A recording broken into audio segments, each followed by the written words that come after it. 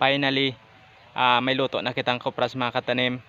Mga katanim bali may ulhi kita. Hindi natin ini mapakilo pinsan, hindi natin mapakilo sabay. Siguro mga ano ito, mga 2 kadil, kaya hindi man natin makarga sa aton nga single nga motor mga katanim.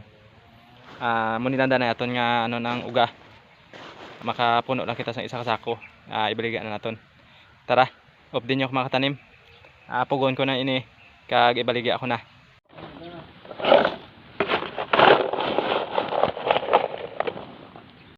Bale hindi nato napugotanan kay may uli kita. Isa lang danay kakopras nato ikarga diri sa ato motor.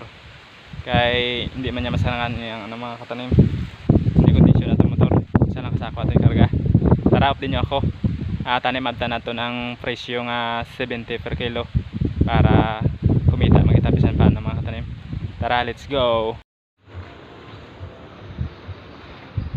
56 kilos mga katanim ang dala natong kopras. Sako na itong bayad.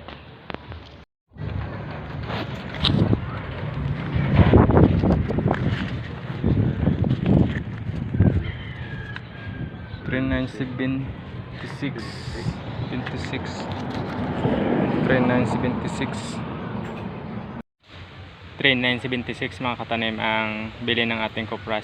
56 kilos times 71 per kilo. 30 pesos na para mag 4,000. Pag may tiyaga, may nilaga. Madamong salamat. Thank you for watching.